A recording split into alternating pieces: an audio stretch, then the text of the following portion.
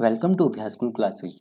Video में हम discuss करेंगे कि एडवांस कैलकुलस में इनफाइनाइट सीरीज का जो टॉपिक है उसे कैसे प्रिपेयर किया जा सकता है, किस सीक्वेंस से हमें कौन से टेस्ट फॉलो करने चाहिए जहां से आप मैक्सिमम मार्क्स ले सकते हो।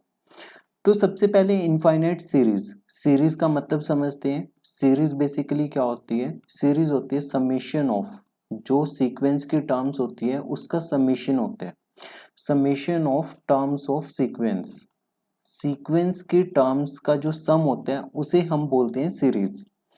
जैसे मान लेते हैं कि आपके पास एक सीक्वेंस गिवन है ए एन आपके पास गिवन है 1/n। तो इसकी जो टर्म्स होंगी वो क्या होंगी? 1, 1/2, 1/3, 1/4 अप टू सो ऑन। और अगर हम बात करें समीशन ए एन की, that is equal to summation 1/n। तो इस केस में क्या बनेगा आपके पास? 1 plus 1/2 plus 1/3 plus 1/4 up to so on. तो ये एक सीक्वेंस है और ये आपके पास एक इनफाइनाइट सीरीज है। हमारा ऑब्जेक्टिव क्या रहेगा, हमारा टास्क क्या होगा पूरे चैप्टर में? हमारा टास्क होगा कि आपके पास गिवन होगी एक इनफाइनाइट सीरीज, सिर्फ ये चेक करना कि जो गिवन सीरीज है, जो गिवन सीरीज है क्या वो कन्वर्जेंट है या फिर वो डाइवर्जेंट है या फिर वो ऑसिलेटरी है। हमें सिर्फ ये चीज चेक करनी है कि गिवन सीरीज कन्वर्ज कर रही है, डाइवर्ज कर रही है या ऑसिलेट कर रही है। हमें इवन ये भी नहीं फाइंड आउट करना कि वो किस नंबर पे कन्वर्ज कर रही है। ठीक है, तो अब इस टास्क को कंप्लीट करने के लिए कि हमें कन्वर्जेंस या डाइवर्जेंस चेक करनी है इनफाइनाइट सीरीज की, उसके लिए हमारे पास कुछ इंपॉर्टेंट टेस्ट है।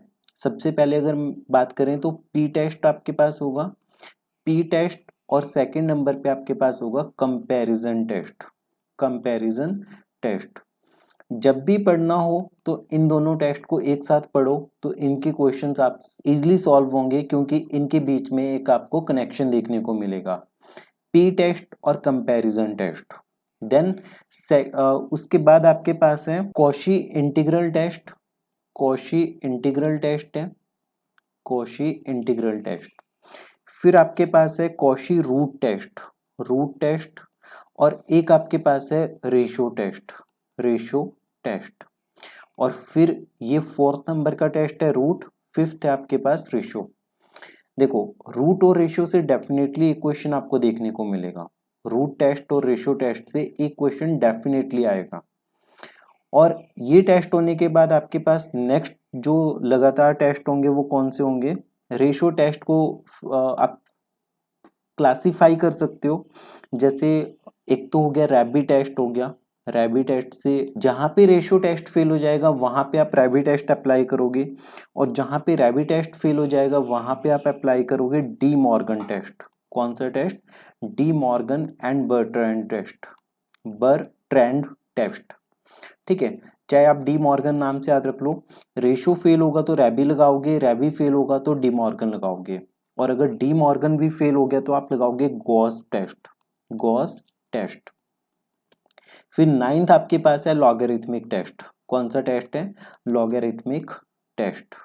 ठीक है, और लास्ट आपके पास होगा ऑल्टरनेटिंग सीरीज के लिए एक टेस्ट है लेबनिट्ज टेस्ट। लेबनिट्ज टेस्ट किसके लिए? ऑल्टरनेटिंग सीरीज के लिए। जिन सीरीज में आपके पास plus minus plus minus plus minus ये सीरीज होती है उन्हें हम बोलते हैं ऑल्टरनेटिंग सीरीज। उन्हें क्या बोलते हैं हम? Alternating series. उनकी कन्वर्जेंस या डाइवर्जेंस चेक करने के लिए हमारे पास लेबनिट्ज टेस्ट है। तो सबसे पहले एक क्वेश्चन आने की उम्मीद इन दोनों टेस्ट से रहती है, एक क्वेश्चन आने की उम्मीद रूट और रेशो से रहती है। इन तीनों टेस्ट से आपके पास एक क्वेश्चन आने की उम्मीद होती है। फिर अगर हम बात करें, अगर रेशो टेस्ट फेल होगा तो रैबी टेस्ट, रैबी टेस्ट फेल होगा तो De Morgan, De Morgan fail होगा तो गॉस। गॉस टेस्ट आपके पास कभी भी फेल नहीं होगा, गॉस टेस्ट कभी भी फेल नहीं होगा, ये आपको डेफिनेटली आंसर देगा। ठीक है, तो गॉस टेस्ट से एक क्वेश्चन पक्का आएगा आपके पास।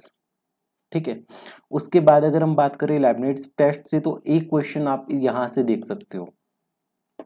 तो मिनिमम एफर्ट्स और स्ट्रेटेजी से आप इस चैप्टर में से इजिली 4 से 5 क्वेश्चन, दैट इज 15 नंबर आराम से अटेन कर सकते हो।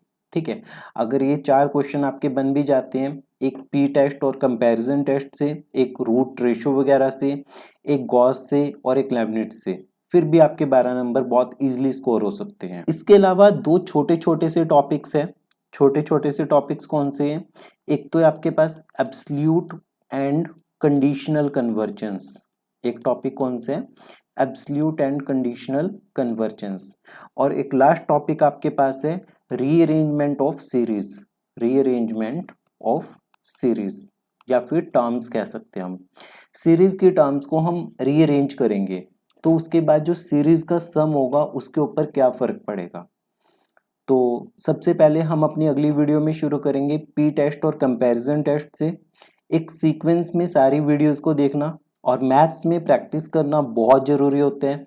जितनी भी वीडियोस देखोगे उनको मल्टीपल टाइम्स वॉच करना। एग्ज़ाम से पहले अगर आप इतना कंटेंट भी कर जाओगे तो डेफिनेटली पासिंग मार्क्स आपके आ जाएंगे। मिलते हैं अगली वीडियो में पी टेस्ट और कंपैरिजन टेस्ट के साथ।